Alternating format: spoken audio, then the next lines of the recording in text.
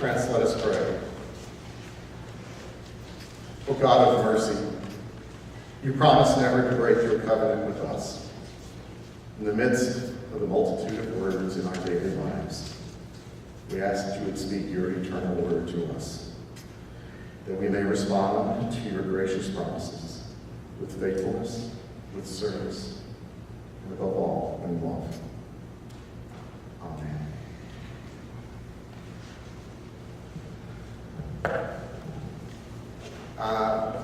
I have to tell you that I'm a bit discombobulated today. And I want to share with you all a little bit of the reason why I feel a little disjointed and difficult. It goes out to you all in a sense of a prayer request. Really. I received an email, many of you all know, from Sue Nicholson yesterday. And I immediately called her, and she told me that Don Nicholson, whom we all know and love, has been diagnosed with lung cancer, and that it is very serious. She's out in California, they're out in California, where her daughter is a physician. Don is receiving treatments. He is alert. He is receiving not just treatments, but emails and sending emails. She appreciates all your prayers. And I think that for the time being, she'll tell us what she needs when they do get back. But this is one of those situations in the life of a congregation that can truly throw a wrench into our normal weekly activities. It can bring us to a halt. It did. And this is one of those situations why we gather week by week to support each other, to try and lift each other up when we fall down, to reach out to each other when we're hurting. And I can't imagine a community that is better prepared for that than you all. And I thank God every day that I can be a part of something like this. So if I seem a little discombobulated, there's a good reason why. Now, today's lesson, which even discombobulated me more after I talked to Sue last night, is about Jesus healing in the synagogue. I'm not planning on talking about healing. I'm not sure that it would be appropriate for me to try, under the circumstances, to do so.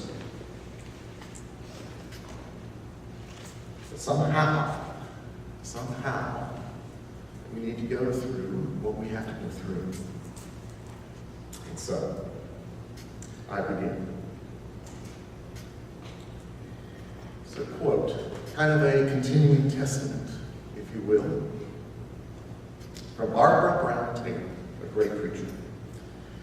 She wrote, the Swiss theologian Karl Barth wrote, a being is free only when it can determine and limit its activity. She goes on to say, by that definition, I have a hard time counting many free beings among my acquaintances. I know people who can do 5 things at once, but they are incapable of doing nothing. I know people who can decide what to do without being able to do less of it.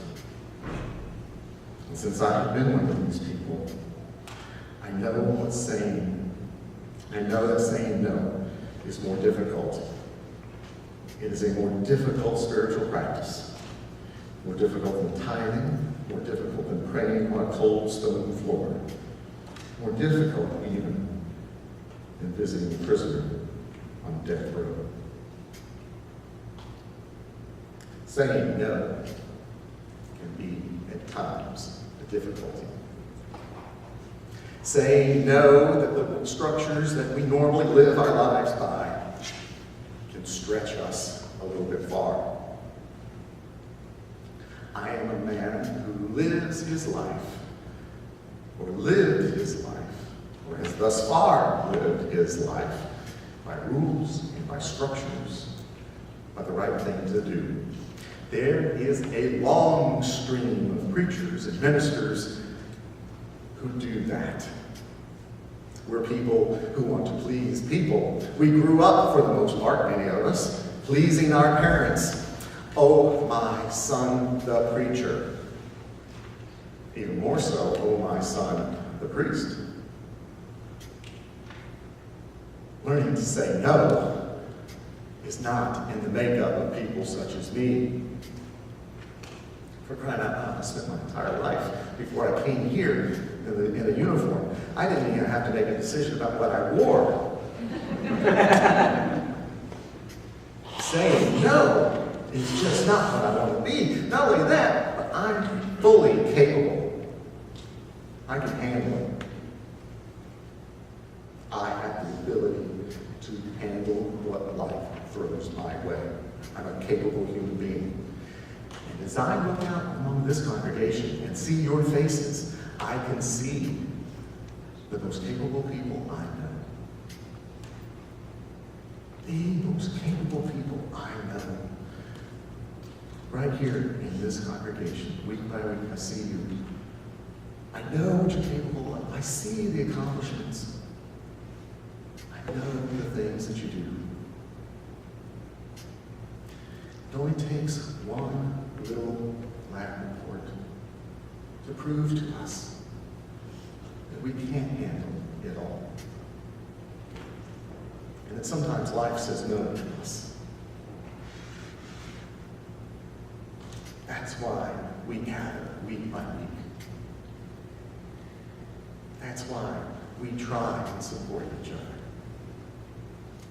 Not because of what you can do. Not because of all the things that you're capable of. Not just because you're an attractive, good-looking, highly educated group of people.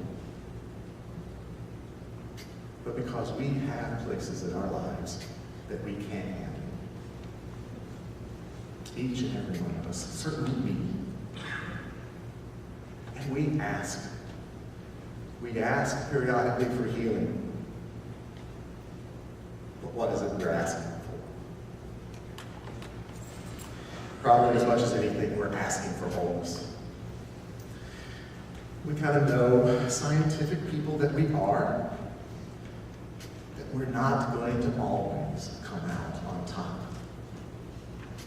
That medical science doesn't have an answer for everything that happens to us. And that we must embrace that part of life as well.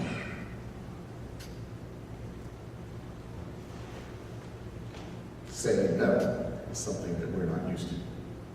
Sometimes we're not used to people saying no to us. It kind of reminds me of this old preacher's story about a man who, on his way to work every day, walked past a clockmaker's store. And without fail, this methodical man would stop and he would reset his watch from the clock that was in the window, and then he proceeded on to the factory where he was employed.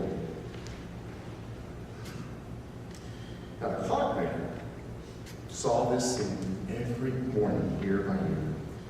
And finally, after some time, the curiosity got the better of him. And he asked the man just why he set his watch every morning.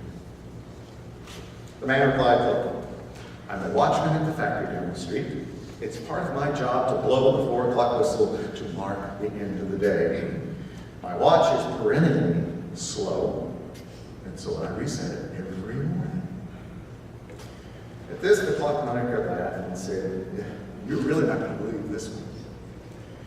But that clock in the window is a bit fast, and so I reset it every afternoon by the factory whistle."